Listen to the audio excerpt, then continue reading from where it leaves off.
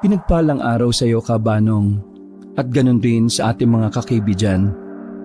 Kilalanin niyo na lamang ako sa pangalang Taweng. Nais ko lang ibahagi ang aking karanasan sa mga aswang. Hinding-hindi ko makakalimutan kung saan nagsimula ang lahat. 16 anyos pa lamang ako noon. Dakilang tagagawa ng mga patalim sa baryo namin. Ang tawag sa amin ay panday. Itak, kutsilyo, punyal, espada at kung ano-ano pang patalim ang nagmula sa amin na siya namang dinadala namin sa bayan. Hindi malakas ang bentahan sa ganitong negosyo. Matumal. Wala naman kasing interes sa mga tao sa mga patalim. Maliban na lang kung may papatayin sila.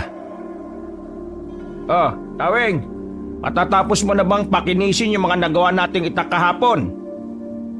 Mamayang hapon ilalako na natin yan sa bayan. Kung mag-iba na lang kaya tayo ng hanap buhay, Tay. Napatigil si Tatay sa pagpupunas ng salamin nito. Oh, bakit?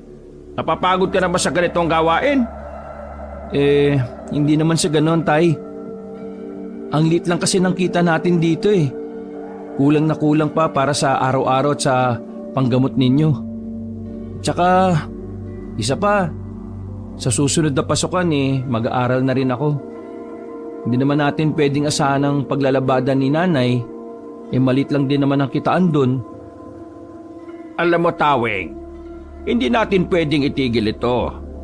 Nangako ko sa lolo ko at sa iba pa nating mga ninuno na ipagpapatuloy ko ito hanggang sa maitawid na sa bagong henerasyon. Kung nalilitan ka sa nakukuha natin dito, pwede ka namang maghanap ng ibang trabaho. Hindi naman kita pipigilan. Malaki ka na. Kaya mo nang magdesisyon sa buhay mo. Kaya mo nang mabuhay mag-isa. Tay, pinapalayas niyo na ba ako?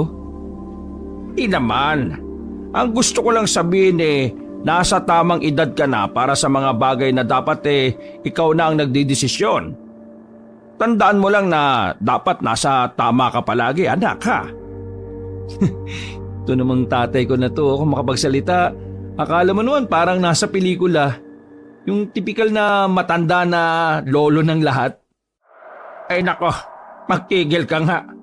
Anong sinasabi mong lolo ng lahat? Bata pa ako, no? Paano? Mukha ka ng 60, Tay. Nagtawanan na lamang kaming mag-ama. Kahit medyo naghihikaho sa buhay, masaya at magiliw naman ang pamilya namin. Kahit nagipit madalas, hindi nila pinababayaan kaming dalawang magkapatid. Kinagabihan, inutusan ako ng tatay ko na pumunta sa bukirin. May bukirin kasi sa amin na kung tawagin ay bukid ng Diyos. Ibig sabihin, walang nagmamay-ari nun kundi Diyos lang. Lahat ng tanim na naroon ay maaring kumuha ang kahit na sino. Kumbaga sa Ingles, charity ang tawag doon. Kasama ko si Ramses noong mga sandaling yon. Ang kapatid kong ampayat-payat dahil sa kakamaryang palad niya. Mula kasi nung matuli ay inaraw-araw na niya nung gumaling yon. Kuya, sigurado ka ba dito? Wala tayong magagawa, no? Utos ni tatay. Kailangan natin kumuha ng ampalaya, kahit 2 o 3 ampalaya lang daw. Kainis naman, Itlog na may ampalaya na naman kasi yung ulam, Kaunti na lang magiging mapait na dugo ko, Dami mong reklamo. Lakan mo ginagawa sa buhay. Pinatahimik ko na siya nang matanaw na namin ang bukid ng Diyos. Kinakabahan din ako noon, Kabanong. Kahit kasi libre lang ang makukuha ng mga gulay at prutas doon, delikado pa rin dahil sa merong sawa na gumagala sa mismong bukid. Pinaniniwalaang doon na nakatira ang sawa. Biruan nga na matatanda, ang sawa na yon ang siyang tumukso kay Eva. Tinatawag din nilang si Satanas ang ahas na naroon. Uy, huwag ka maingay, baka maramdaman tayo ni Satanas. Bakit kasi hindi na lang alisin ng Diyos yung ahas dito eh? Bukid niya naman to, di ba? Kapag inalis niya ang ahas, magiging mapangahas sa mga tao at baka maging sakim lahat. Ay naku, daming paliwanag. Tara na nga kuya, lumapit na tayo dun. Huwag kang ngang mauna, ako na. Ilang sandali lang, nasa tapat na rin kami ng bukid ng Diyos.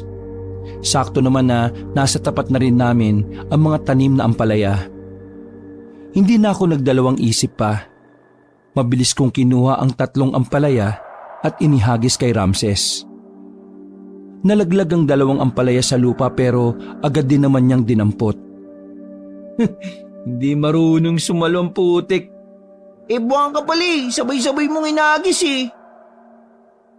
Bumalik na ako kay Ramses. Aalis na sana kami nang biglang naramdaman namin na nasa paligid na ang sawa. Kuya, sa likudan mo!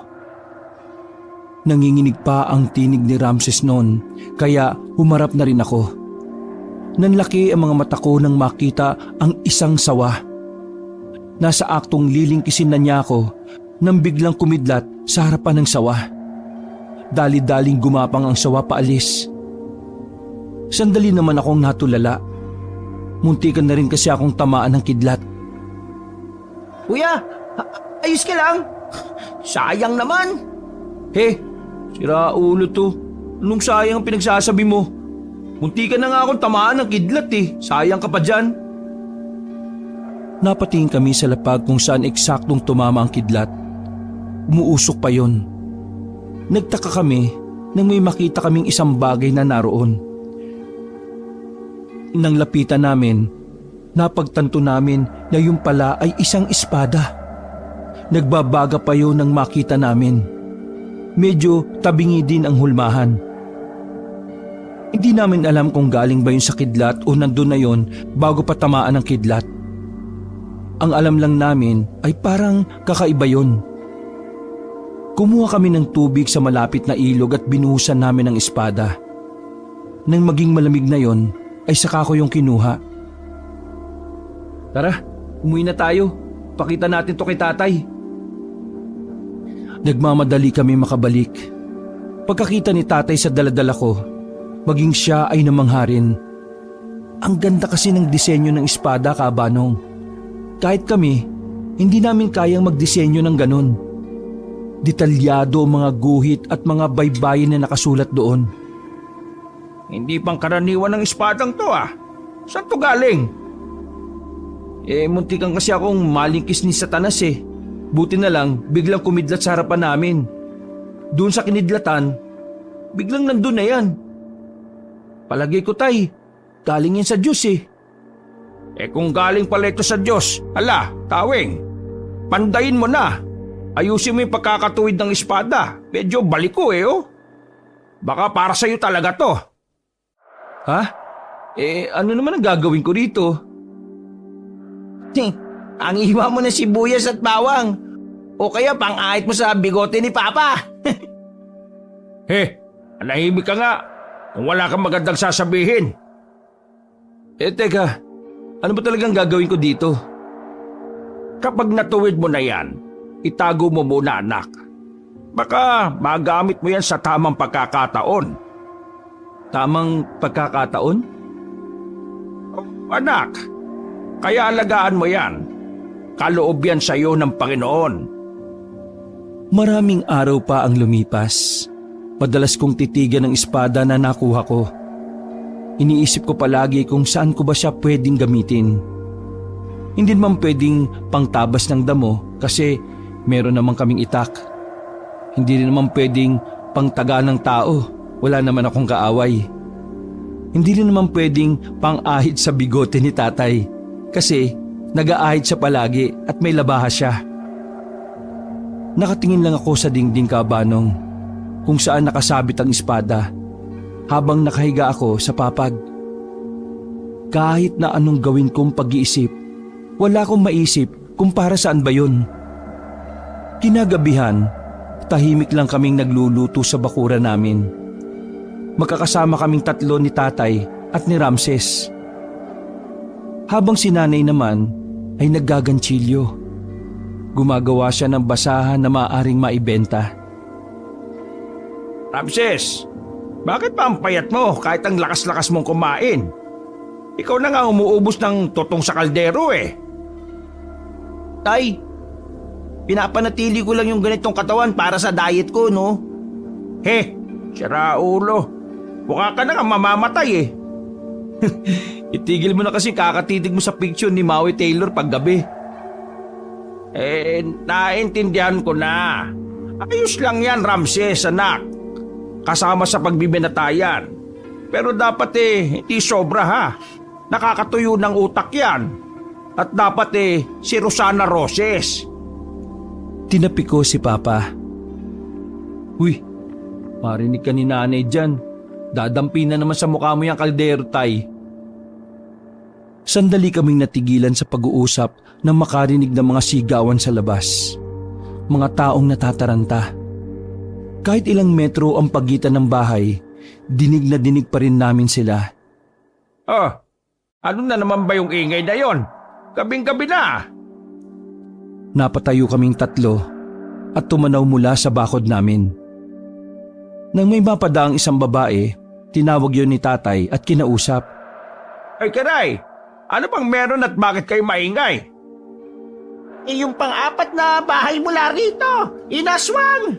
Nako, kawawa si Christy. Balak kunin sa kanya yung anak niya na kaluluwal pa lang niya noong nakaraang buwan eh. Sandali, tatawag ako sa barangay. Nagmamadaling umalis ang Ali. Nadapa pa ito at sumubsob sa putikan. Pero wala yung pakialam at sige lang ulit sa pagtakbo. Ha? Aswang, Tay? May aswang dito sa atin? Sabi nga lang, itatanong mo pa. Anak, naiisip mo ba yung naiisip ko?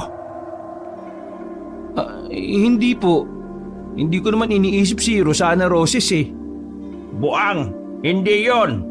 Dali, kunin mo yung espada. Ha? Ano pong gagawin ko dun? Dalian mo na.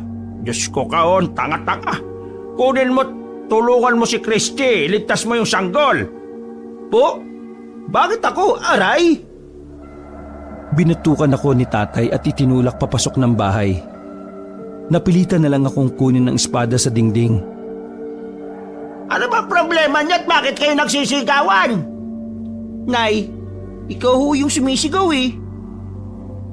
Pagkakuha ko ng espada kaabanong ay nagmamadali kaming tumungo ni tatay sa bahay nila Ate Christy. Maraming taong nasa harapan pero mga wala namang ginagawa. Lahat sila ay natatakot na makialam. Tulong! Kunin yung anak ko!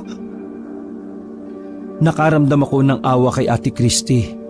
Mag-isa na lang kasi siya sa buhay niya. Iniwan kasi siya ng asawa niya nang malamang buntis siya. Tay, ako nang bahala. Kaya mong harapin yung aswang? Hindi ko alam, susubukan ko lang. Naglakad na ako papasok ng bakuran. Wala sa loob ng bahay ang aswang at si Ate Christy. Pumunta ako sa likuran at doon ko sila nakita. Nakasiksik si Ate Christy, hawak ang anak niya at ang supot ng bawang. Ate Christy, ayos ka lang ba? Anong yan? Tingin mo? Tingnan mo yung aswang na yan, oh. Paano ako magiging maayos? Napalingon ako sa kabilang banda. Nandoon ang isang lalaki na nanlilisik ang mga mata. Buti na lang may ilaw doon kaya nakita ko kung gaano kapangit yung aswang. Ikaw, umalis ka ngayon din. Kung makapag-utos ka, parang aso lang yung kinakausap mo ah. Gamitin mo yung hawak mo. Tinutok ko sa aswang ang espada na hawak ko. Nakita ko ang pagkailang sa mukha ng aswang. Hoy, ikaw aswang, kung ayaw mong mamatay, di mabuhay ka. Oo. Kabado ko noong mga sandaling yon, kaya hindi ko na alam ang mga pinagsasabi ko. Para akong lampang bata na nanginginig pa ang mga kamay. Pagdating nila tatay, sinulsulan nila ako para lumakas ang loob ko. Sige anak, kaya mo yung impaktong yan, espadahin mo! Nang magsimula ng gumalaw ang aswang, Hinigpitan ko na rin ang pagkakahawak ko sa espada. Napapalunok ako ng laway ko, Kabanong, dahil sa kaba. Humarang na ako kay Ate Christy. Sige, subukan mo lumapit. Mamamatay ka talaga. Yan! Yan ang anak ko! Tay, anak mo din naman ako ah. Nandito ako. Mga ilang sandali pa, bigla na lang umatake ang aswang. Mabilis na gumapang ang aswang palapit. Agad ko rin namang hinataw yun ng espada. Tinamaan siya sa braso.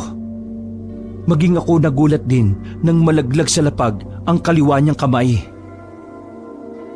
Tumakbo ng mabilis ang aswang at naiwan ang braso nito. Gulat na gulat naman sila sa ginawa ko. Pero tuwang-tuwa naman si tatay at si Ramses. Para nga silang baliw na talon ng talon. Mabilis na kumalat sa lugar namin ang nangyari. Marami ang humanga sa akin at talagang naniwala na ako raw ang tagapagligtas. Binigyan pa ako ng parangal ng kapitan naming laging tulog. Nakilala ko sa baryo namin bilang Panday.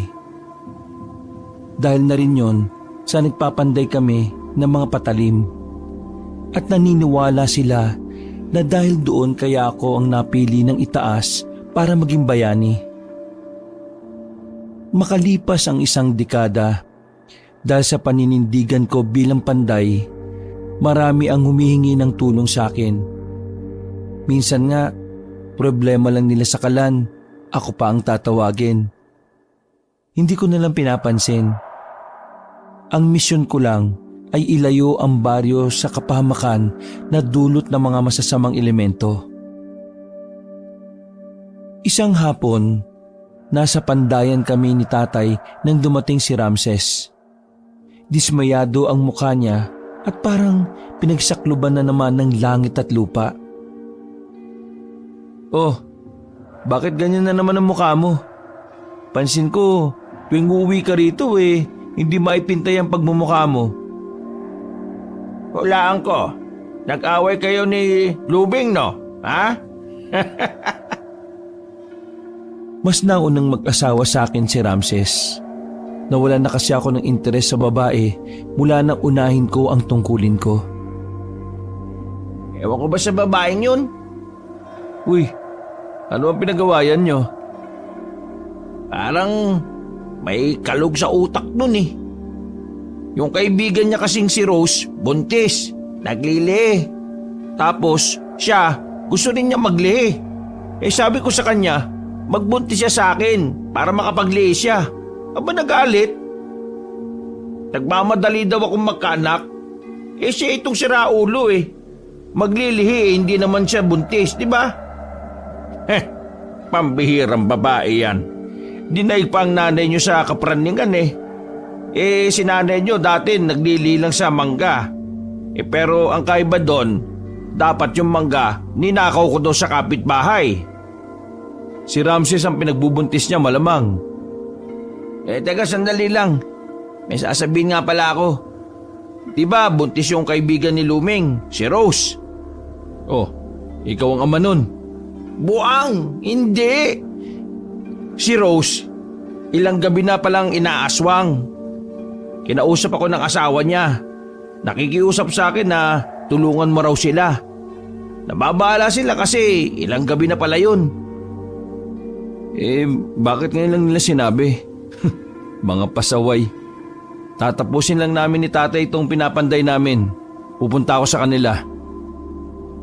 Pansin ko mula nang maging panday ka, laging may mga aswang na nagpaparamdam.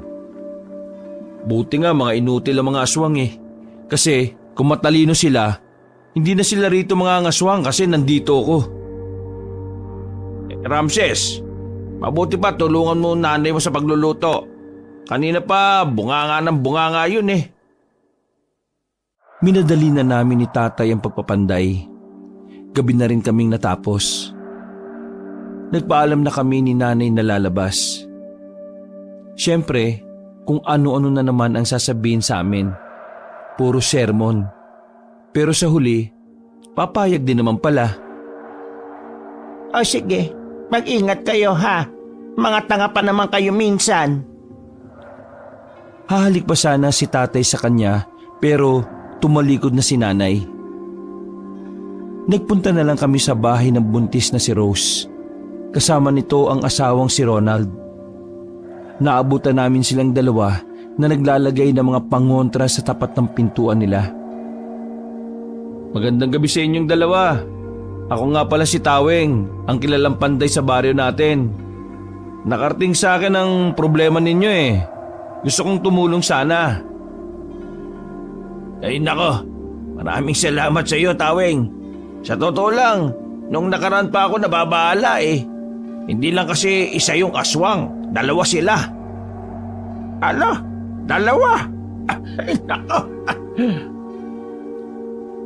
Ganun ba? O sige, huwag na kayo matakot. Ako nang bahala.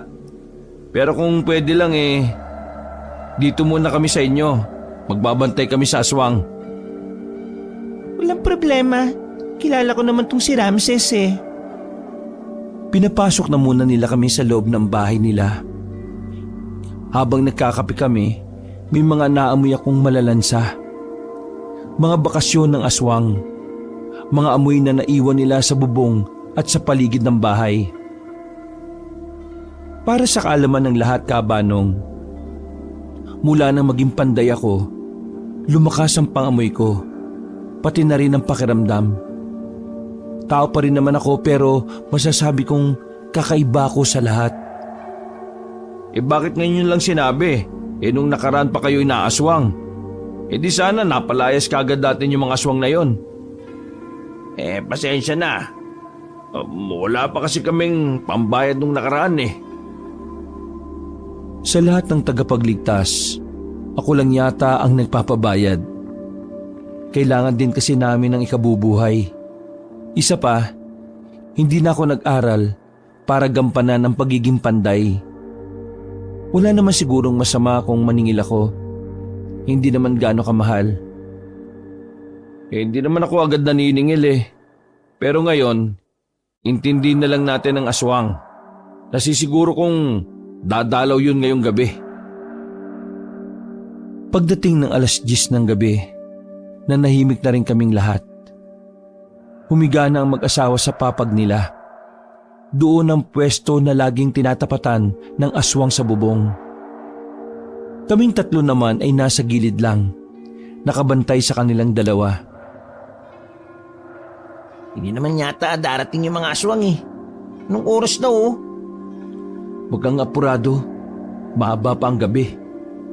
Eh wala ka bang nararamdaman? Wala pa, kaya kumalma ka lang dyan. Naghintay pa kami ng ilang minuto. Mga ilang sandali lang, narinig ko nang may tila naglalakad sa taas. Magaan lang ang paa, kaya alam kong nakaanyong hayop pa ang aswang na yon.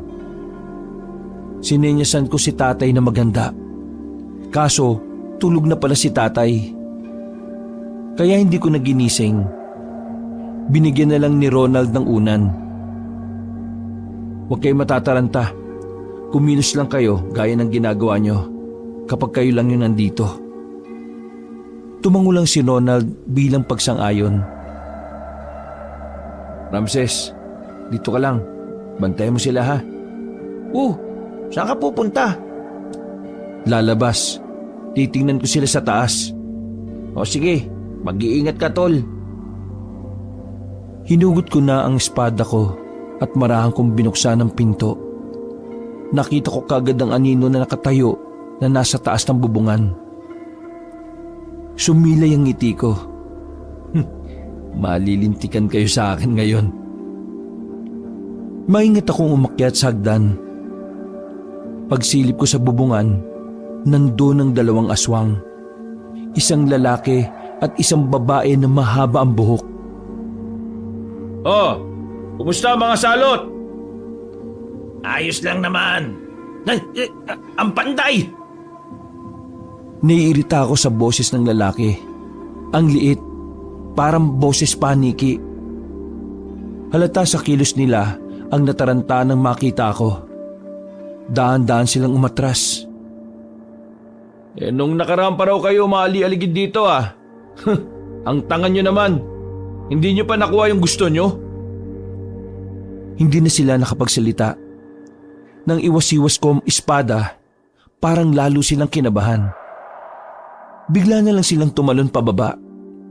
Tumakbo ko palapit, pero ang naapakan kong yero ay yung medyo bulok at malambot na. Sa halip na mahabol ko sila, lumusot ako at bumagsak sa loob ng bahay. Nagulat si tatay no na sarap na sana ng tulog. Walang iya. Di nyo naman sinabi na bulok yung bubong nyo. Halika Ramses! Tay! Ikaw nang bahala sa kanila. Nagmamadali akong lumabas ng bahay. Nasundan ko pa rin ang mga aswang dahil sa talas ng pakiramdam ko. Tumingin kami sa bandang kakahuyan. Sinuyod ko ng tingin ang buong paligid. Nandito lang sila sa paligid.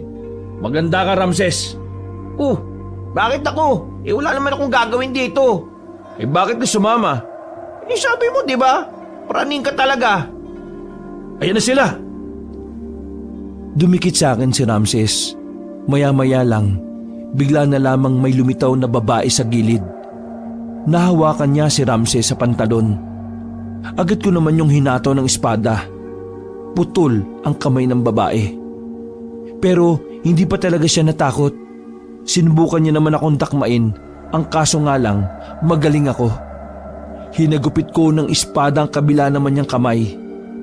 Wala na ang dalawa niyang kamay pero nakatayo pa rin siya. Kulit mo eh. Mukha ka na tuloy isda. Magpaalam ka na sa darling mo. Hindi ako nagdalawang isip na tagain ang babae sa leeg. Tanggal ang ulo at gumulong pa yon sa harapan ng lalaking aswang. Umiyak sa galit ang lalaki habang hawak-hawak ang ulo ng darling niya. Babayaran niyo ang ginawa niyo sa labs ko. Pagbabayaran niyo ang ginawa niyo sa labi-dabs ko. Ano? Labi-dabs? Ang putik. Wala na labi-dabs mo. Deads na. Tawag dyan, labi-deads. Nagalit ang lalaki at mabilis itong lumusob. Si Ramses ang pinuntirya niya. Laslas ang damit ni Ramses nang muntikin na siyang mahablot. Alam mo, mas maigi sigurong manahimik ka na lang. Ano na lang ang gagawin ko rito kung hindi ako mang-aasar? Oh, ayan na! Hinawi ko si Ramses. Sa lakas ng pagkakahawi ko ay nasadsad pa siya sa lupa. Hindi siya natamaan ng aswang. Medyo naiinis na ako noon kasi atake atras ang estilo ng aswang. Nagsagawa ako ng matinding konsentrasyon. Winasiwas ko ang espada ko sa hangin. Nang maramdaman kong aatake na siya, sinakto ko ang paghagupit ng espada ko. Tinamaan ng lalaki sa tagiliran. Walang kahirap-hirap na nahati siya sa dalawa. Pero hindi doon matatapos ang lahat. Nakakagalaw pa rin siya kasi nga aswang kahit nakalahati lang yon. Kaya ang ginawa ko kabanong, tinaga ko ang aswang sa leeg. Tanggal din ang ulo niya na gumulong pa sa ulo ng kanyang asawang babae. Muntik na magkis yung mga ulong pugot oh. Sayang! Huminga na lang ako ng malalim. Medyo kakaiba kasi ang mga aswang na yon kumpara sa mga naunang aswang na nakalabang ko. Mas mabibilis sila. Oh, tara na. Balikan na natin sila para sunugin na rin itong mga katawan ng aswang. Pagbalik namin sa bahay ni na Ronald, tulog pa rin pala si tatay. Hindi pa siya magigising kung hindi sisigaw si Ramses. Ano ba? Bakit kasi may sigaw? Buwang ka ba? Tay, tapos na misyon natin dito. Napatay na ni kuya yung aswang. Tulog ka ng tulog dyan. Ha? Ay, talaga? Bakit hindi niyo ako ginising? Diba kasi kasama mo na si Rosana Roses sa panaginip mo eh. Nakakaya namang mang-istorbo. Lumapit sa akin ang mag-asawang Ronald at Rose. Inabot nila sa akin ang bayad nila. Maraming salamat ha. Hindi namin alam ang gagawin kung wala ka tawing. Napakahusay mo talaga. Sana huwag ka munang mamatay. Kasama din ako doon kanina, no? Maraming salamat din sa iyo, Ramses. O paano? Mauna na kami. Susunugin pa namin yung bangkay ng 2 aswang eh. Yung bubong nyo, pasensya na ha. Ay, huwag ka mag-alala. Binawas ko na sa bayad ko yung nasira mong bubong namin. Ha? O sige. Okay lang. Napapailing na lang ako ng mga sandaling yan, Kabanong. Samantala, kinuha ko ang lighter ni tatay. Binalikan namin ang mga bangkay ng aswang at saka namin sinunog. Tay, pahirap na kalaban ng mga aswang na nakakaharap ko. Palagay ko, mas marami pang mas delikadong aswang ang makakalaban ko sa susunod na mga buwan eh. Ganyan talaga kapag panday. Habang dumadami ang panalo, mas magiging mahirap ang mga susunod na laban. Kaya muna tayo. Nagugutom na ako eh. Oh, di ka ba uuwi sa inyo? Di binato na naman ako ng kawali kapag umuwi ako. Bukas pa lalamig ang ulo ni Luming. Kaya bukas pa rin ako uuwi. Siguraduhin mo lang kasi baka mamaya sumugod na naman sa bahay ang babae na yan. Nakko, baka magpang-abot ang nanay mo at saka yung si Luming. Pareho pa namang praning ang mga yun. Bago kami umuwi, Kabanong, sa amin, ay dumaan muna kami sa parisan nila Aling Annabel. Masarap ang lutong pares ni Aling Annabel. Bukod kasi sa matabang na, kakaunti lang ang laman. Sa sobrang sarap, hindi ka nauulit. Langya, walang timpla.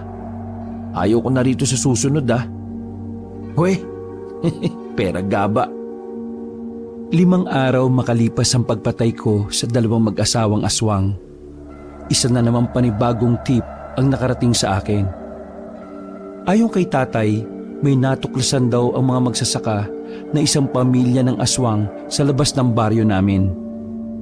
Ang sabi-sabi pa ng mga magsasaka, mukhang may kaya sa buhay ang mga aswang.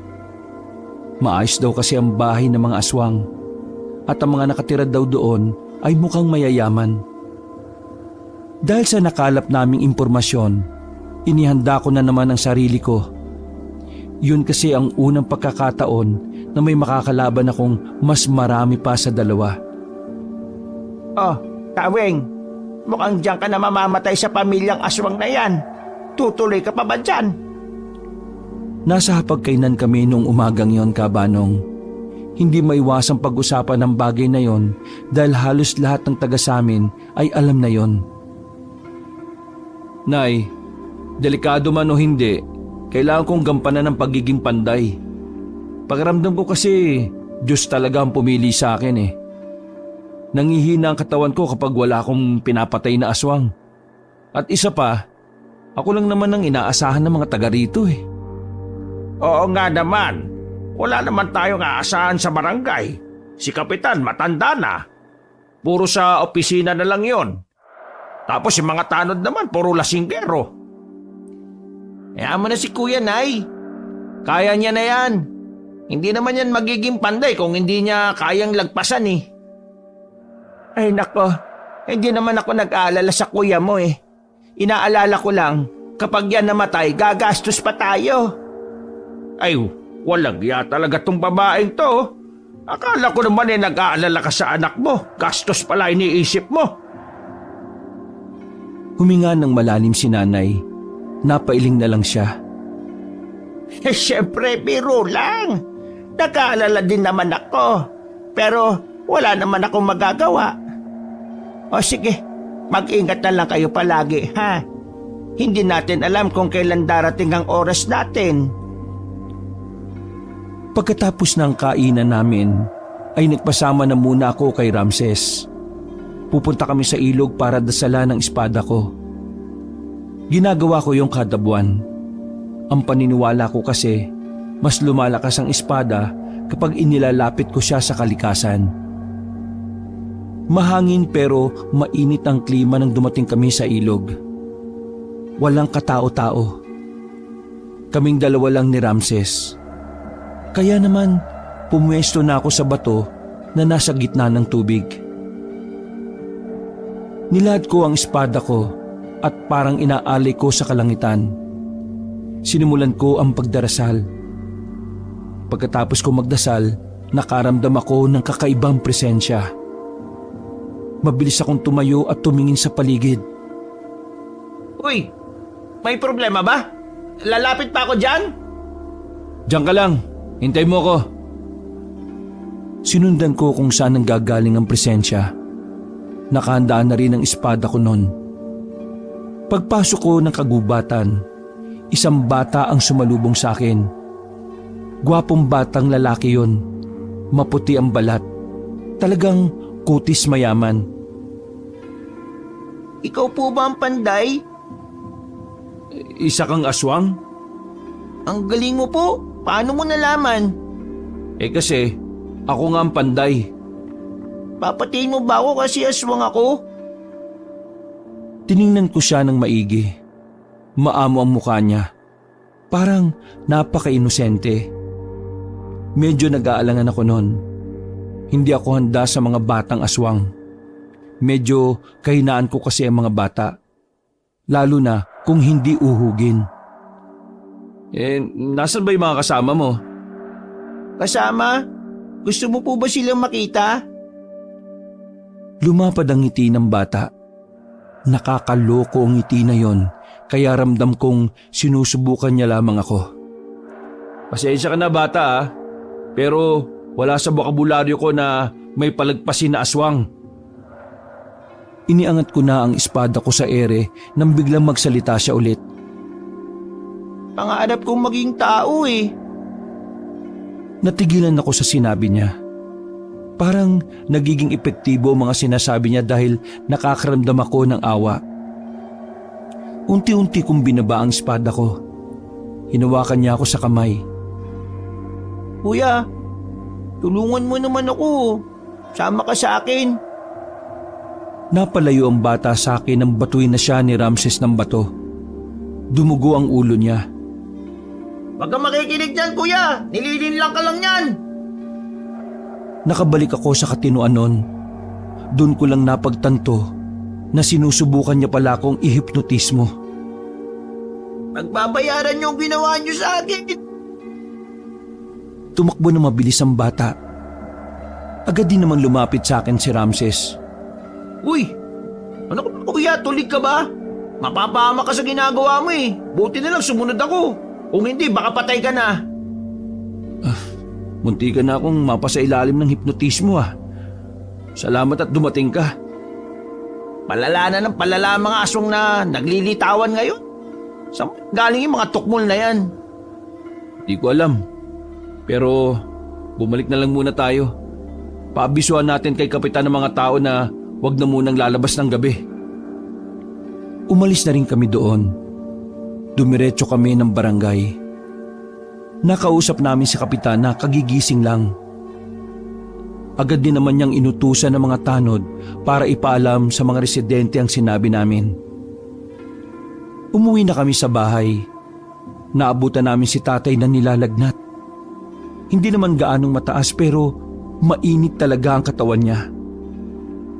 Kanina, may manong na nagtanong sa kanya. Tinapik siya sa balikat. Pagpasok niya rito agad naman siyang nilagnat. Palagay ko aswang ang nakausap ng tatay niyo kanina. Ay nako, ito na nga ba sinasabi ko May sinabi ka ba? Ang ibig ko sabihin ay, nung nakaraan ko pa iniisip na baka pati kayong pamilya ko damay. Anong gagawin natin yan? Baka sa susunod na araw si nanay naman ang lalagnatin. Huwag mong intindihin si nanay. Kalabaw yan. Si tatay ngayon ang intindihin natin, Ramses. Sige, kumuha ka ng mga halamang daon kina Aling Felicia. Sabihin mo may sakit si tatay. Sige. Nay, wala ba kayong malilipatan ni tatay na bahay? Kahit sa mga kamag-anak nyo lang muna. Baka mapahamak kayo kapag kasama ko kayo rito Wala naman kaming ibang matitiran ng tatay mo. Alam mo naman ang mga kamag-anak namin, mga mata pobre. Delikado kasi kayo rito Ayos lang kami rito ng tatay mo. May naisip naman na akong paraan eh. Paraan? Ano? Marami akong biniling pangontra. Isasabit ko sa leg ng tatay mo at sa akin. Ay pambihira ka na yo. Kaya pala wala ka ng pera eh. Ang pera, kikitain yan. Ang buhay, hindi nababalik. Kanina ko pa dapat ito'y sinuot sa kanya eh. Kaso, ang arte ng tatay mo. Ayaw ng maraming nakasapit. Eh mabuti naman at ginagamit niyo yung utak niyo, Nay. Tama yan. Para kahit iwan ko kayo rito, wala nang aswang na makakalapit sa inyo. Pero, epektibo ba yan? Sabi nung Ale. Ay Diyos ko, di pala kayo sigurado? Nakabalik si Ramses at daladala na ang mga halamang gamot. Wala akong sinayang na oras. Ginawa ko ang sinabi ng dating albularyo na matanda na nakausap ko. Pinakulo ko ang dahon at nilagyan ng kaunting suka. Pagkatapos, pinahiran ko si tatay ng bimpo. Mabaho ang singaw ng katawan ni tatay. Amoy gin bilog. Pero unti-unti rin namang naging maayos ang kalagayan niya. Gabi na nang magising si tatay. Nawala na ang pumumula ng kanyang katawan. Nangyari? Binato ka na naman ni nanay ng kawali kaya hinimatay ka. Binatukan ni nanay si Ramses ng malakas. Sira, Ola. Baka ikaw himatayin sa lakas ng bato ko sa'yo. Tay, yung isang aswang na nakausap mo kanina, nilagyan ka ng sakit kaya ka nilagnat. Naalala ko na. Kanina kasi hinahanap ka niya eh. Ang sabi niya sa akin magpapatulong daw siya sa iyo. Hindi ko alam na aswang na pala yun. Pasensya na tay kung wala ako dyan kanina.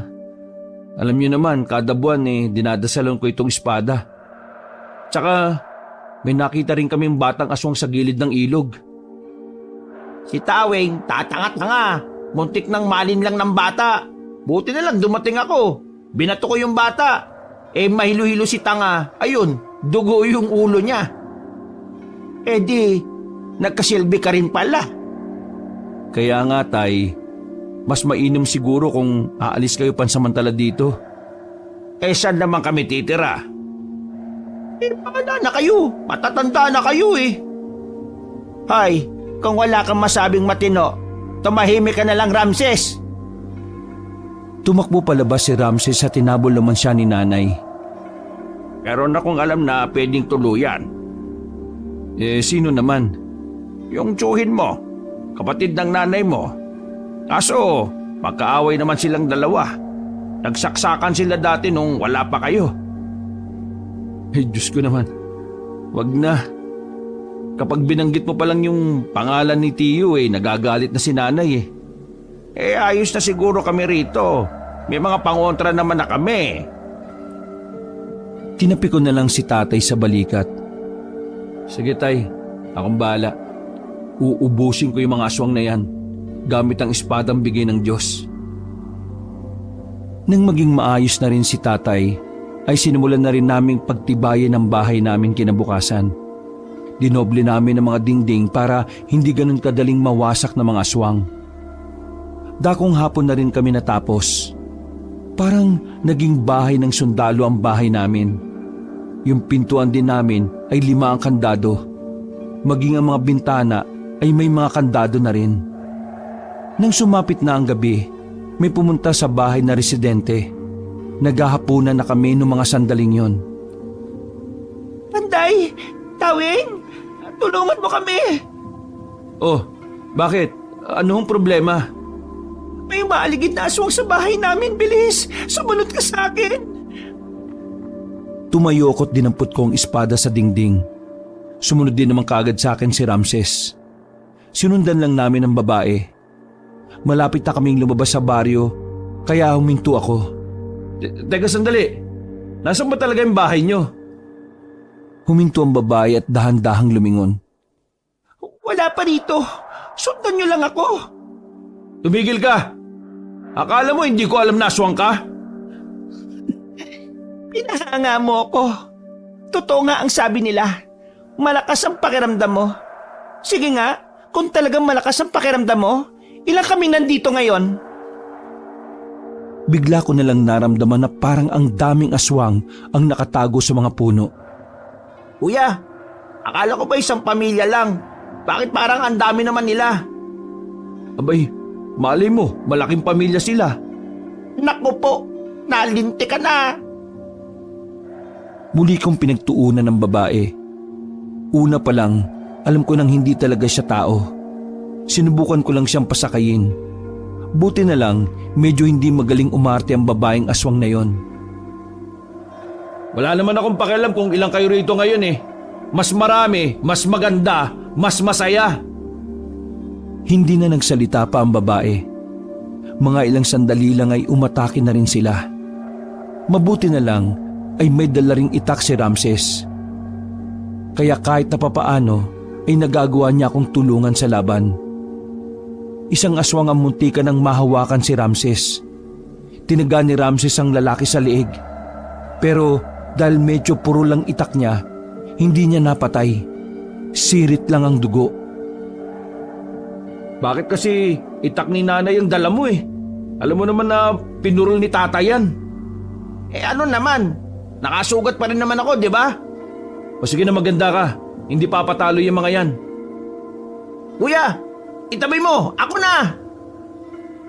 Huwag kang ang bida-bida dyan. Marami yan, no? Magtiwala ka lang! Uy, gagi! Muntik na naman siyang mahablot ng isang aswang nang dahil sa kayabangan niya. Tinulak ko na muna siya sa gilid. Ikaw ang tumabi. Ako na. Umentra ka na lang kapag alanganin na ako. Winasiwas ko na sa hangin ng espada ko. Naglabasan ng iba pang aswang na nagtatago.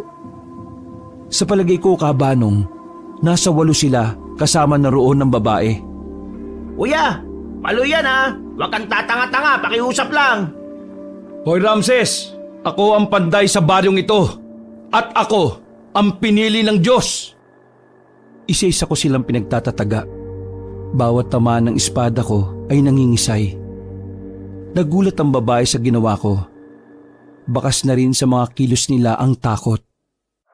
Pero ganun pa man, talagang hindi sila umaatras. Ayaw nila akong lubayan. Kaya naman mas ginalingan ko pa ang pakikipaglaban.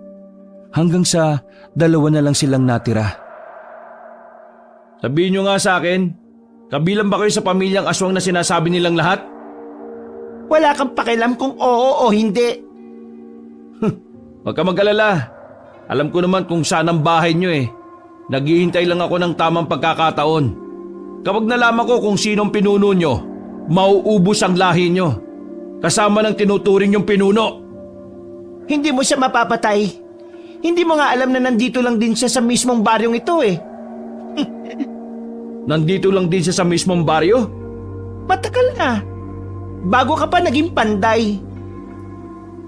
Sa kakaisip ko nang sinabi niya, hindi ko na namalayan na inatake na ako ng isa pa niyang kasama.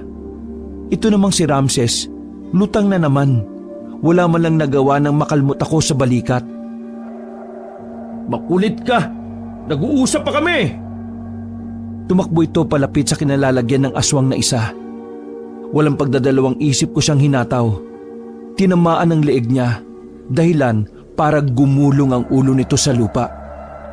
Nagulat ang babae sa ginawa ko. Ikaw, sunod ka na! Kahit patayin mo ko, hinding-hindi mababago ang balak nila. Malapit na. Malapit na siyang magbalik. Sa kabilugan ng buwan, ang pinuno namin ay magbabalik na. Magiging anyong tao na siyang muli. At Ang daldal mo! Nahati ang katawan niya sa kalahati. Agad din namang lumapit si Ramses sa akin. sabi ko na nga be, kayang-kaya mo yun eh, kahit wala na ako. Ramses, maganda ka. Oh, bakit? Ano na naman ang naisip mo? Pupuntahan natin ngayon yung bahay ng pamilyang aswang. Baliw! Akala ko ba alamin mo kung sino yung pinuno nila? Napagtanto ko, mas mainam na ubusin na natin agad ng mga alalay para pinuno na lang ang problema. Umuwi na muna tayo. Ipaalam natin kina nanay at tatay. Umuwi nga kami sa bahay. Parang wala lang nangyari. Bumalik kami sa pagkain. Hinihintay kasi kami ni nanay at tatay. Nay, ang dami mo namang nilagay na pagkain sa plato namin ni Ramses. Ganyan mo ba kami kamahal? Mga loko. Baka kasi mamatay na kayo mamaya. Yan ang tinatawag na Last Supper. Sa gagawin nyo kasi, para na rin kayong binitay. Sigurado ka ba anak? Kuta ng mga aswang yon. Hindi yung basta-basta lugar lang. Nay, tay, kailangan kong gumalaw. Pakiramdam ko gusto ng Diyos na gawin ko ito. Ginagamit ako ng Diyos laban sa kasamaan. Kaya huwag kayong mag-alala. Kasama namin ang Panginoon. Hindi naman ako nag-aalala sa iyo Taweng. Nag-aalala ko rito kay Ramses. Marunong bang lumaban yan? Hala, masyado mo yatang minamalit ang katapangan ko, Nay Katapangan ka dyan. Takot ka nga sa ipis. Basta, gusto ko nang mag-ingat kayo palagi ha. Hindi ko kayo pipigilan kung yan talaga ang misyon na bigay sa iyo ng Diyos. Sige po, pangako, makakabalik kami ng buhay. Kaso nga lang kabanong, hindi kami natuloy ni Ramses na umalis. Nagtay kasi kami ni Ramses dahil sa luto ni nanay na gata. Samantala, kinaumagahan ay nagkalat na naman ang mga tsismosa sa labas. Pinag-uusapan nila ang mga naiwang bangkay ng mga aswang sa kalye. Nakalimutan kasi namin ni Ramses na sunugin ang mga yon.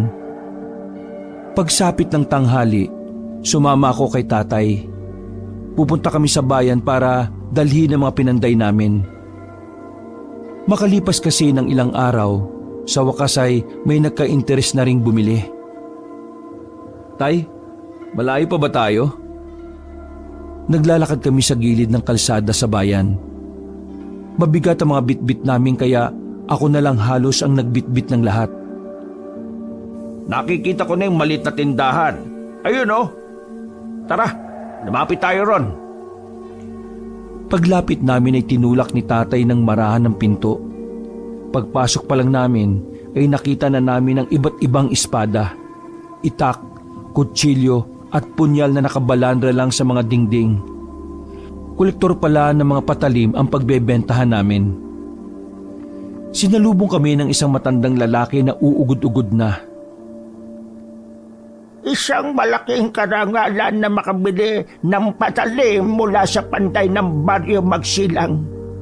Ako ay tagahanga mo, iho. Naku, nakakatuwa naman kayo. Si Mang Elmer, matagal na yung kolektor ng mga patalim. Sa katunayan, hindi lang naman ang obra maestra nyo ang dahilan kung bakit ko kayo pinapunta rito. Ano po? Taweng, isa rin akong panday noong panahon ko. At ang kauna-unahang nakilalang panday ay si Flavio. Nagkatinginan kami ni tatay at bahagyang kinagulat namin ang sinabi niya. Talaga po? Teka, nasaan ang espada niyo? Ngumiti ang matanda sa amin. Nasa iyo na. Ito? Itong nasa likod ko? Kada henerasyon ay pinapasa-pasa lang yan. Kapag natapos na ng isang panday ang misyon na inilaan sa kanya ng Diyos, mawawala ang espada. Ipapasa ito sa susunod na henerasyon para sa panibagong misyon. Ang ibig sabihin mawawala din ito sa akin? Hindi ko ito pagmamayari? Umiling si Mang Elmer. Babalik sa normal ang buhay mo kapag natapos na ang lahat. Ang may iwan lang sa puso't isipan mo ay ang mga alaala at ang kabutihan na ipinagkaloob sa iyo ng Diyos. Ganun po ba? Sayang naman. Akala ko akin na itong magandang espada na ito. Huwag kang manghinayang. ang iligtas sa mga tao ay isa ng magandang parangal mula sa itaas. Ay, siya nga pala. Sumama kayo sa akin. Nauna nang naglakad ang matanda. May tungkod na ito at bahagya na ring nakayuko. Pumasok kami sa isang lumang silid. May lamesa sa gitna na napapalibutan ng maraming libro. Ilapag mo riyan ang espada mo. Bakit po? Ano pong gagawin nyo?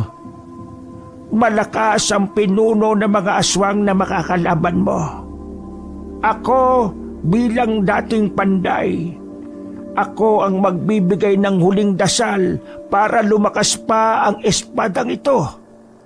Sa kasalukuyang lakas kasi ng espada mo, hindi niya mapapatay ang Panginoon nila kahit anyong hayop lang siya ngayon. Huling dasal? Bakit huling dasal? Dahil ang huling dasal, yun na ang bukod tanging dasal na makakapagpaunlad sa kanya. Wala nang iba pa. Sinenyasan na ako ni tatay. Dahan-dahan kong inilapag ang espada ko roon. Lumapit naman agad si Mang Elmer. Hinawakan niya ang espada. Nagulat ako nang sugatan niya ang palad niya gamit ng espada ko. Maya-maya lang, narinig na lang namin ni tatay na pabulong siyang nagdarasal. Ang tagal ng dasal na ginawa niya. Umabot yata kami ng halos 45 minutos. Pagkatapos niyang dasalan, huminga siya ng malalim at saka nito ibinalik sa akin ang espada. Ipahinga mo ang sarili mo, iho. Linisin mo ang utak mo. Kailangan mong mag-relax bago mo ito hawakan. Umupo ka. Kalma ka lang. Dahan-dahan akong umupo sa upuan na nasa gilid. Maya-maya lang, inabot niya na rin sa akin ang espada. Nakaramdam ako ng kakaibang bigat sa espada, Kabanong. Para siyang may kuryente na hindi ko maipaliwanag. Ang nararamdaman mo ay ang tunay na kapangyarihan ng espadang ito. Kinikilala ng espada ang dugo mo bilang panday. Tay, totoo nga. Parang mas gumaan ang pakiramdam ko. Ang pakiramdam ko ngayon kaya ko na silang ubusin ng walang kahirap-hirap. Kapag nakaharap mo na ang pinuno ng mga aswang, huwag kang magdadalawang isip na paslangin siya. Nasa kamay mo nakasalalay ang kaligtasan ng buong baryo ninyo. Tumango na lang ako nang may ngiti sa muka. Sobrang gaan ng kalooban ko. Parang may kakaibang enerhiya na nagmula sa espada na siyang lumipat sa katawan ko. Pagkatapos namin doon, ay lumabas na rin kami ni tatay. Masasabi kong malaki talaga ang naitulong ni Mang Elmer. Napansin ko rin na parang may nagbago sa disenyo ng espada. Dahil siguro yun sa ginawa ni Mang Elmer. Pag-uwi namin sa baryo, may problema na naman akong inabutan. Napadaan kasi kami sa barangay ni tatay. Bangkay ng isang lalaki ang nakita namin doon. Pagkatingin ko, naramdaman ko kagad na aswang ang gumawa nun. Naiwan pa ang amoy ng aswang. Pero ang mas malala, pinatay ang lalaki kahit tirik daw ang araw. Ilan sa mga tricycle driver ang nakakita. Narito na ang panday. Matutulungan na tayo ng panday. Panday, tulungan mo kami. Mukhang kumakalat na ang mga aswang. O sige na, kumalma na kayo. Pangako ko sa inyo, ibabalik natin ang kapayapaan sa ating baryo. Higit pa rito mga taong umaasa sa iyo, anak. Kaya gawin mo kung anong nararapat. Mabuhay ang panday! Nagsigawan ng buong baryo ng mabuhay. At may isang taga-baryo pa ang kumanta. Panday, panday, panday! Panday, panday, panday! Bago kami umalis sa barangay, ay kinuha na rin ang bangkay ng lalaki. Umuwi na lang muna kami sa amin. naabutan namin si Ramses na nasa banyo pa rin. Langya ka, Ramses. Umalis kami kanina, nandiyan ka. Ngayon, nandiyan ka pa rin? Diyan ka na ba natulog? Nasira yata yung tiyan ko eh. Pambihira. Mahina. Gaya mo ko sa'yo. Panday ka eh. Nasaan ba si nanay? Naglabada pa sa katabing baryo. Tatayo na sana ako sa kinauupuan ko nang bigla na lang akong kabahan. Napahawak ako sa dibdib ko. O anak, bakit? Masakit ba puso mo? Tay, bigla akong kinabahan eh. Si nanay, baka nasa alanganin siya. Hindi na ako nagsayang ng oras, Kabanong. Tumakbo ko palabas ng bahay. Malapit lang naman sa amin ang kabilang baryo kaya nagtungo na ako roon. Inisa-isa ko ang mga bahay na maaring paglabadahan ni nanay. Nakarating na ako sa gitna nang makita ko si nanay na naglalakad dala ang planggana. Nay! Bakit ka nandito? Dede ka ba? Nay naman eh. Seryoso ako. Wala ka bang nararamdaman na kakaiba kanina bago ako dumating? Nay, bigla kasi akong kinabahan eh. Akala ko nga nasa panganib ka eh. Sa totoo niyan, anak, kanina habang naglalaba ako sa bakuran ng amo ko, parang may kung sinong nakamasid sa labas ng bakuran. Kaya nga minadali ko na ang paglalaba. Hindi ko na rin tinanggap yung ibang labahin. Wala ba kayo nakita? Wala. Basta yung pakiramdam ko lang parang may nakatingin sa akin. Iginala ko ang tingin ko sa paligid, Kabanong. Meron akong nararamdaman at naaamoy na aswang. Pero dahil kasama ko si nanay, pinalagpas ko na muna yon. Huwag kang mag-alala, Nay. Kasama mo naman ako eh.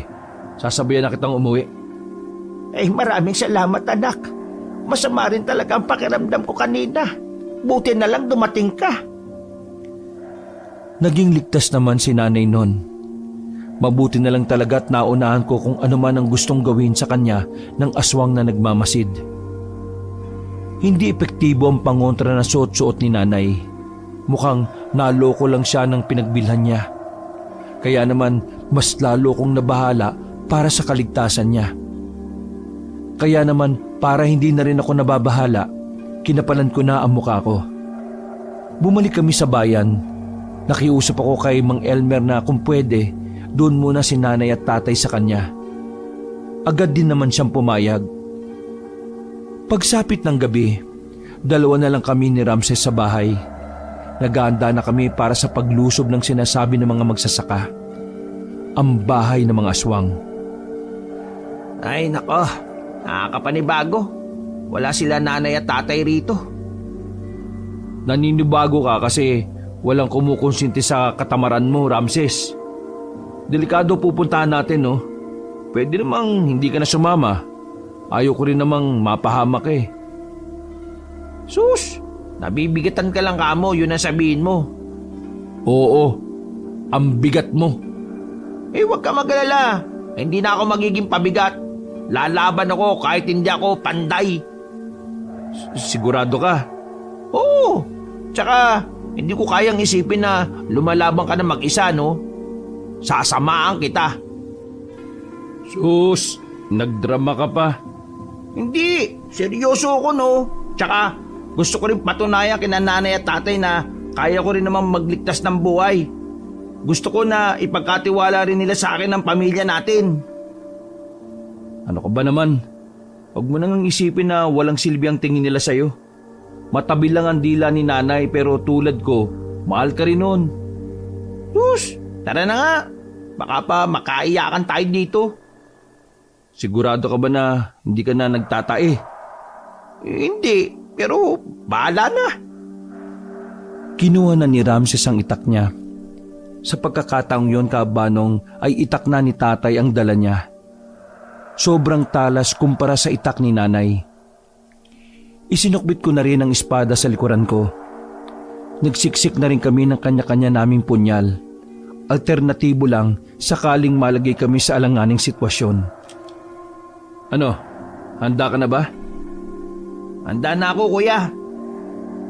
Kabilugan ng buwan ay umalis kami ng bahay. Alam ko na sa ganoong panahon mas malakas sa mga aswang. Hindi ko alam kung ano ang meron sa buwan, pero ang sabi ng matatanda, iba ang aswang kapag bilog na bilog ang buwan. Saan tayo dadaan, kuya? Papasok tayo ng... Teka, sandali. Oh, bakit? May sumusunod sa atin. May aswang na kagad? Hindi. Pakiramdam ko, tao lang din yon. Teka lang. Binunot ko ang espada ko sa likuran ko. Maraan akong lumapit sa gilid ng puno. Tatagin ko na sana ang naroon nang biglang lumabas ang isang lalaki.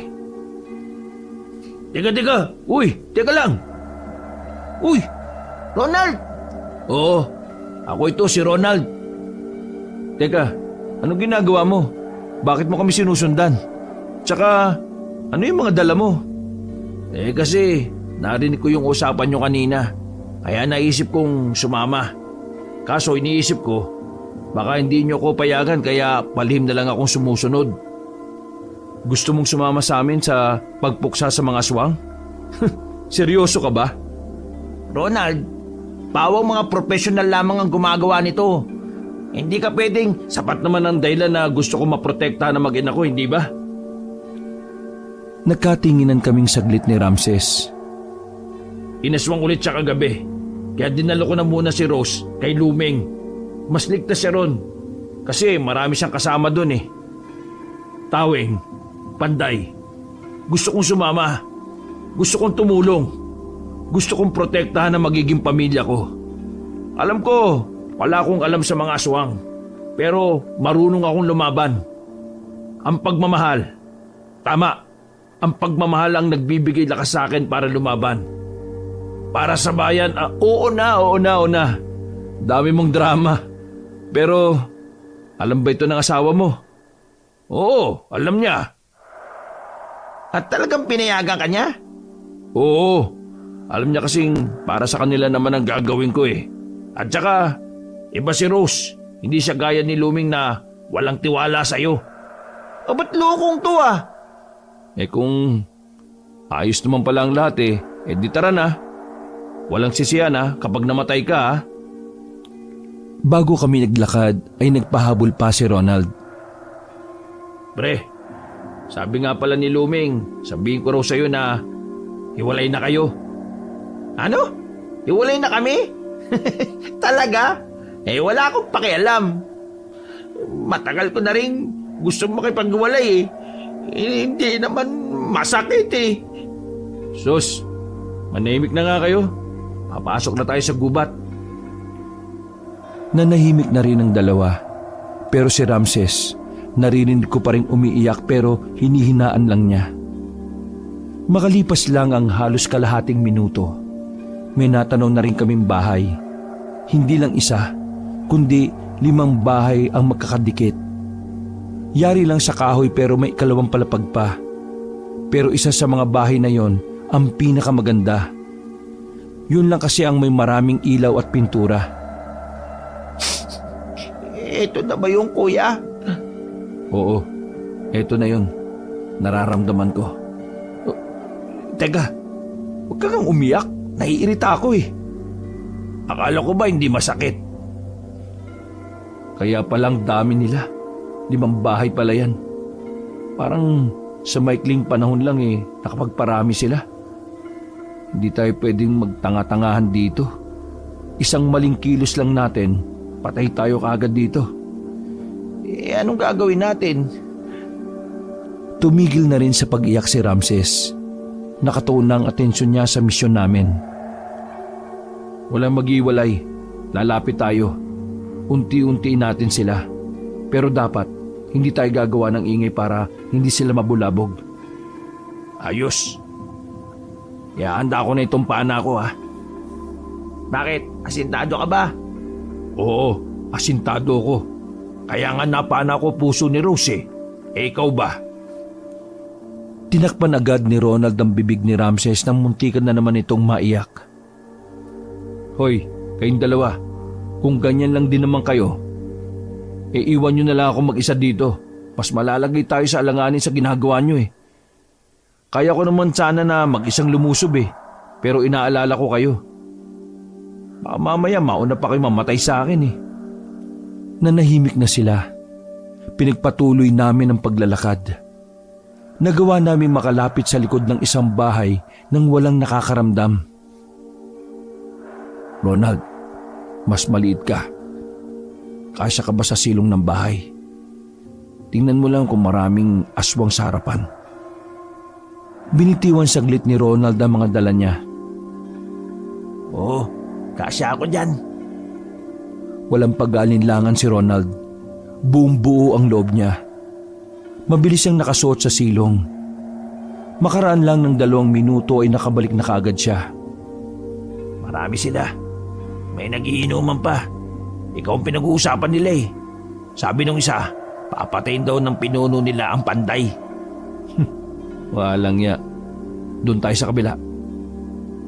Gumapang kami papunta sa kabilang bahay. Mabuti na lang ay medyo madilim sa parting yon. Sa pangalawang bahay, medyo tahimik na doon. Sinilip ulit ni Ronald doon at napag-alaman niyang wala ngang aswang sa tapat nun. Sakto naman na sa likod ng bahay, merong bintana na kasya ang tao. Tara dito, pumasok tayo dito. Isa-isa kaming umakyat. Pagpasok namin sa loob ay nakasindi ang gasera na inabutan namin. Pero walang laman ang bahay na yon, kaya doon muna kami tumambay. Anong gagawin natin dito? Patutulog? Kailangan natin makarating sa kabilang bahay. Doon sa pinakamagandang bahay. Nararamdaman ko na nandun ang pinuno nila. Napatahimik kaming sandali nang may marinig kaming nagsalita sa labas. Ilang oras na lang magaan yung tao na ang Panginoon natin.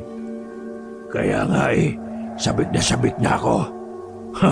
Patay talaga yung panday na yan.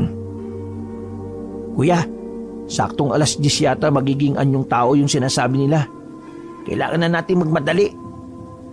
Tandaan nyo, kapag nahuli tayo sa akto, palag-palag na magdikit-dikit lang tayo. Walang hihiwalay. Ang humiwalay, patay. Tumangon lang silang dalawa. Nag-ingat kaming lumabas sa bahay na yon. Kaunting lakad na lang ay makakarating na kami sa bahay kung saan naroon ang pinuno nila. Ang kaso nga lang, nagkataon na bumalik yung 2 aswang na napadaan. Nakita nila kami. Kaya naman agad ko na silang hinataw ng espada ko. Pugot agad ang ulo nila at sirit ang dugo ng isa. Tatakbo pa sana ang isa pero tinaga naman ni Ramses. Nadapa yun kaya pinana naman ang palaso ni Ronald. Dali niyo sa gilid yung bangkay. Hihilayin na sana nila ang mga bangkay. Ang kaso nga lang, marami na palang nakakita sa ginawa namin. Nandito ang panday! Nandito ang panday! Naalarma ang mga aswang. Bago pa nila kami napalibutan, tumakbo na kami papunta sa kabilang bahay. Pagpasok namin, may mga aswang din pala doon. Dito na nagsimula ang bakbakan. Walang kahirap-hirap kung pinagtatataga ang mga aswang. Gumugulong ang mga ulo nila sa sahig. Si Ronald at Ramses, walang ginawa kundi ang umilag na lang. Wala pang 5 minuto, naubos namin ang mga aswang sa unang palapag. Kaya naman umakyat kami kagad sa ikalawang palapag. Wala kaming inabutan doon. Bababa na sana kami nang bigla namang may nagpasukang aswang sa mga bintana. Sa pagkakataong yung kabanong, maging sina Ramses at Ronald ay napalaban na rin. Mabuti na lang ay nasa katinoan ng utak nila kaya sila nakakadali ng aswang. Para namang hindi sila nauubos. Mauubos din yan. Tiyaga lang. Ako na ang unang lumapit sa mga aswang. Para akong sumasayaw lang habang winawasiwas ang espada sa hangin. Kada tamaan, patay talaga. Ganun kalakas ang espada ng panday. Pagbalik ko sa dalawa, may mga pumasok na namang aswang sa bintana. Nakatigil lang sila. Hindi ko maintindihan kung bakit sila tingin ng tingin sa likuran namin. Samantalang wala namang bintana doon. Kakaatras namin, may nasagi kaming bagay na nakatakip ng tela. Akala namin ay lamesa. Hugis pa kahon kasi yon. Pero nang tanggalin ko ang tela, doon na namin napagtanto na isa pala yung kahon na yari sa salamin. Nasa loob noon ng isang sawa. Yun ang sawa na muntikan ng pumaslang sa akin nung 16 anyos pa lamang ako. Kuya, ito yung sawa dati, di ba? Ito si Satanas. Ngayon naiintindihan ko na. Ang sawa na ito ang kanilang Panginoon. Malas nyo. Nandito na ako bago pa siya makapagpalit ng anyo. Galit na galit ang mga aswang. Wala silang magawa kundi ang huminto. Sige, subukan niyo lumapit. Patay itong si Satanas. Nang may magtangkang lumapit na isa, ay tinaga kaagad ni Ramses. Iika-ika na yon nang bumalik sa mga kasama niya. Lumayo kayo ng kaunti. Paglayo nila, ay binasag ko ang salamin na kahon. Manunuklaw pa sana ang ahas pero buti na lang ay nadakma kaagad yun ni Ronald. Huwag ka magalala, Panday. Marunong akong humawak ng mga ahas. Naalarma ang mga aswang habang hawak ni Ronald ang ahas malapit sa ulo nito. Kuya, ngayon na. Napuluputan na ng ahas ang braso ni Ronald. Mababalian siya. Awan ang bahala sa mga aswang. Isa-isang lumapit ang mga aswang. Pinagtatatagayo ni Ramses. Sinamantala ko na yon para isentro ang espada sa ulo ng sawa. Nang makakuha ng tamang pagkakataon, hinagupit ko na ang ahas. Tanggal ang ulo ng sawa. Pagkatapos kong gawin yon, parang nababaliw ang mga aswang. Unti-unti silang napatras. Ang iba pa ay naglaglagan sa bintana. Oh, anong nangyayari sa kanila? Siguro, itong sawa na ito ang buhay nilang lahat.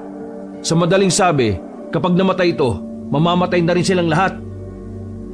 Unti-unting naagnas sa mga aswang nang tuluyan ng malagutan ng hininga ang ahas. Patay na talaga ang sawa na to ah.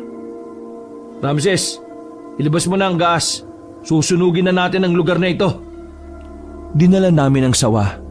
Binalot namin sa sako.